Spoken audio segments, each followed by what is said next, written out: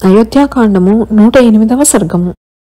జాబాలి రామునితో నాస్తిక వాక్యములు చెప్పుట.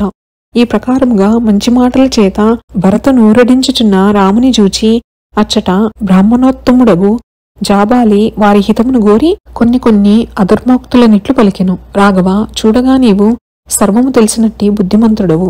నీకు పామరునకు వలె ఈ మందబుద్ధి ఎట్లు కలిగినది? ఈ మిక్కిలి నిరర్ధకమైన ఆలోచన ఎందులకు? ఇంకా అయోధ్యకు వేగముగా వెళ్ళుము.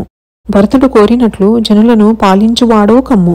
మానవునకు ఎక్కడ తండ్రి, ఎక్కడి బంధువులు? ఇవేమి మాటలు? తాను ఇతరునిచే పొందదగిన ప్రయోజనమేమున్నది? వ్యక్తి పుట్టినప్పుడు తానొక్కడే పుట్టును, చచ్చినప్పుడు కూడా తానొక్కడే చచ్చును. వెంట ఏ ఒక్కడైనా వచ్చువాడుండునా? కన్నవారైనను తనవారు ఎట్లగుదురు? ఎక్కడి తల్లి, ఎక్కడి తండ్రి? అట్లు మాటలాడుట కేవలము బుద్ధిహీనతయే. ఒక్కనికొక్కడెవ్వడనూ లేడు సుమా. పొరుగురికి వెళ్ళుచు బాటియందు నిలిచి తెల్లవారగనే మరలా తానొక్కడే మరి ఒక చోటునకు పోవు పాందుని వలె జీవుడు తల్లిని, తండ్రిని, భార్యను, ధనమును వీడి వెడలిపోవును. రాఘవ, ఇవి అన్నీయూ కేవలము త్రోవలో నిలిచిన ఆవాసము వంటివి కనుక తెలిసినవాడు వీనియందు కోరికను చూపునా? ఓ రాజతనయ, ఇటువంటి విపరీత బుద్ధి నిన్నెట్లావేశించను? తండ్రి యొక్క రాజ్యంను విడిచి కష్టములకు కారణమైన ముండ్లచే వ్యాపింపబడిన ఎత్తుపల్లములు గల చెడు మార్గమునందు నేల సంచరించెదవు. సర్వభోగములతో నిండియున్న ఆ పురమునకు వేగంగా వెళ్లి అభిషేక విధిని స్వీకరించి స్వేచ్ఛగా సుఖింపుము. పురి నీకై ప్రేమతో ఏకవేణి అయి వేచియున్నది. తండ్రి ఎవడు నీకు? తండ్రికి నీవెవ్వడవు? అతడు వేరు రాజా, నీవు వేరు. దీనిని తెలుసుకుని మేమందరము చెప్పినట్లు చేయుట నీకు సమంజసము సుమా. జనకుడు బీజము మాత్రమే. తల్లి యొక్క గర్భమందు శుక్లంతో కూడిన రక్తమున పిండమగును. దానివలన ప్రాణి జన్మించును. ఇందు సందేహం లేదు గదా. ఎచ్చటికి వెళ్లవలనో అచ్చటికే రాజు వెళ్ళను. ఇదే మర్త్యులకు నిశ్చయింపబడిన ప్రకారం సుమా. దీనిని చూడకుండా పిచ్చితనము చేత వ్యర్థముగా నీవనేక విధములుగా చెప్పుచున్నావు. నీవెక్కడా? తండ్రి ఎక్కడా? ఇది ఏమిటి? ప్రాజ్ఞులు విన్నచో నవ్వరా?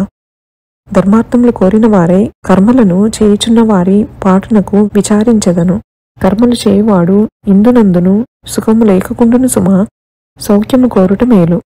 అష్టకాశాబ్దమనియు ఆబ్దికమనియు కష్టపడి కర్మలను చేయువారిని చూచితివా? కష్టార్జితమైన అన్నమును నష్టపోవుదురే గాని మృతి చెందినవాడు ఆ అన్నమును భుజించున. ఆహా, ఒకడు కూడు తిన్నచో మరి ఒక్కనికి పొట్ట నిండునట. ఇదెక్కడి మాట? ఇట్లైనచో ఇంట ప్రేమతో తద్దినము పెట్టినచో దారి వెంట వెళ్ళు బాటసారికి పొట్ట నిండునా?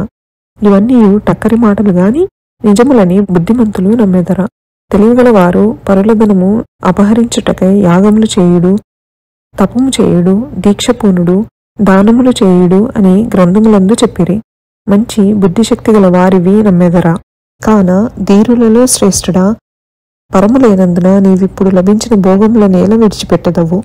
ఎటువంటి బుద్ధిహీనుడైనను ప్రత్యక్షముగా కనిపించు దానిని విడిచి కనబడని దానిని నమ్మున.